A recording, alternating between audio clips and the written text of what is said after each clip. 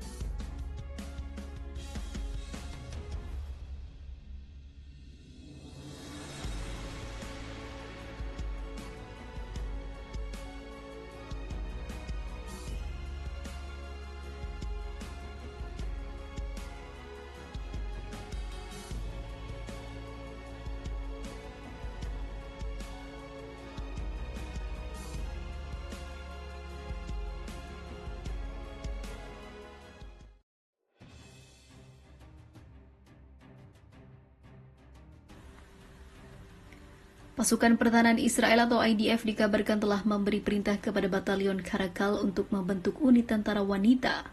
Unit tentara wanita Israel dari Batalion Karakal nantinya akan dikerahkan dalam operasi rahasia khusus di jalur Gaza Palestina yang telah didengar oleh Hamas.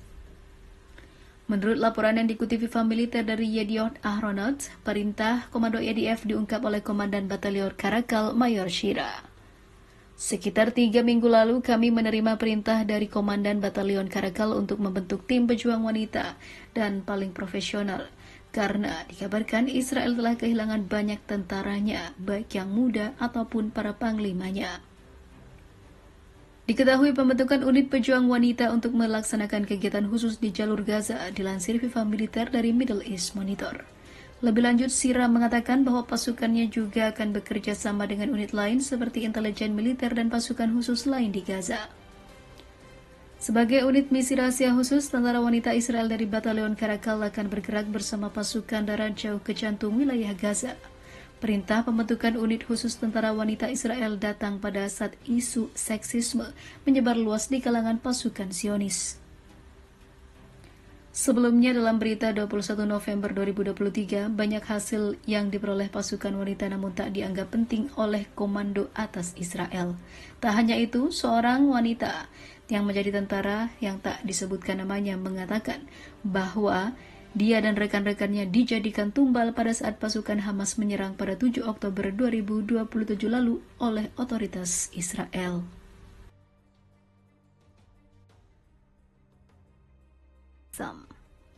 Selama lebih dari 2 minggu, juru bicara sayap militer Hamas, Abu Ubaidah mengatakan, ini memicu kekhawatiran di kalangan warga Palestina dan menimbulkan spekulasi di kalangan warga Israel. Namun sosok pria itu muncul kembali dalam rekaman pidato barunya dengan tekad yang sama dan bahasa yang percaya diri. Tampak jelas bahwa Abu Ubaidah sengaja membuat referensi waktu tertentu untuk menghilangkan keraguan mengenai waktu rekaman pidatonya. Dia merujuk pada jumlah kendaraan militer Israel yang dihancurkan dalam 10 hari terakhir. Dia mengumumkan jika Zionis dan Amerika juga Israel gagal mendapatkan satupun tentara Israel yang berhasil ditangkap oleh pejuang Palestina. Berikut pernyataan lengkap Abu Ubaidah yang disampaikan melalui channel Telegram Resisten New York. Mobilisasi untuk perlawanan. Penjajah terus melakukan balas dendam buta terhadap warga sipil dan menghancurkan infrastruktur dalam perang yang kejam dan buruk, yang merupakan satu-satunya pencapaian yang dibanggakan oleh para pemimpin pendudukan. Selama 10 hari sejak dimulainya kembali pertempuran, Mujahidin berhasil menargetkan pasukan pendudukan di titik instruksi lama dan baru. Setelah pejuang kami mendekati pasukan musuh yang ditempatkan, pejuang kami berhasil menghancurkan sebagian atau seluruhnya lebih dari 180 kendaraan militer di daerah Sujaya Al-Zaitun Sheikh Radwan, Kem Jabalia, Bet Lahia, sebelah timur Deir Al-Balah, serta timur dan juga utara Khan Yunis di selatan jalur Gaza. Pejuang kami menyerang pasukan penyerang dengan peluru Al-Yasin, bahan peledak SWAT, dan bahan peledak aksi gerilya. Kami melakukan beberapa operasi berkualitas melawan pasukan penyerang di luar pasukan kami. Mulai dari menyiapkan penyergapan menghadapi mereka dengan senapan mesin, bahan peledak individu, jebakan bukan terowongan, dan menjebak mereka dalam perangkap yang telah ditentukan sebelumnya selain operasi sniper.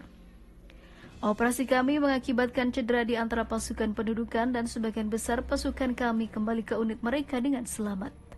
Kami mampu menyerang pasukan penyerang dengan mortir dan sistem roket rajum dan kami membombardir kota-kota yang kami duduki dengan puluhan serangan roket. Kami menegaskan kembali bahwa apa yang dicapai oleh agresi ini adalah kehancuran dan pembunuhan tanpa pandang bulu. Musuh telah gagal di bagian utara dan selatan jalur Gaza dan akan terus gagal setiap kali mereka menyusup ke wilayah lain.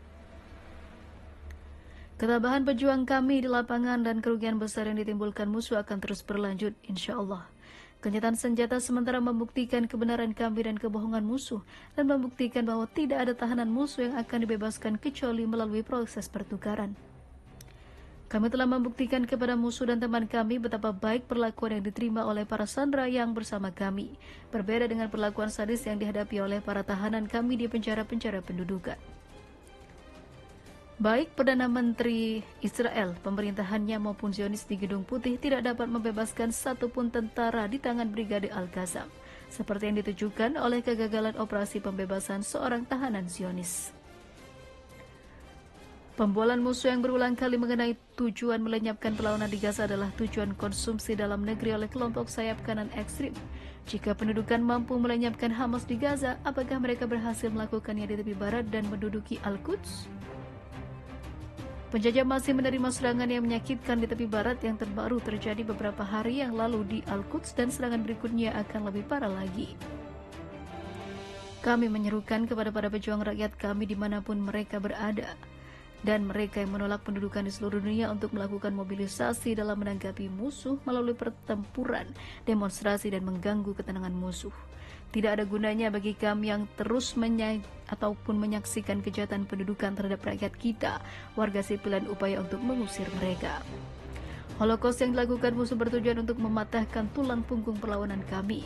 Namun atas kehendak Tuhan yang Maha Kuasa, kami berperang di tanah kami dalam pertempuran suci yang dipaksakan kepada kami untuk memperlakukan pendudukan yang kejam ini. Kami tidak punya pilihan selain melawan penjajah biadab ini di setiap lingkungan, jalan, dan gang. Pejuang kita dalam kondisi baik, barisan mereka kompak dan kuat, dan ribuan pejuang kita masih menunggu giliran bertempur.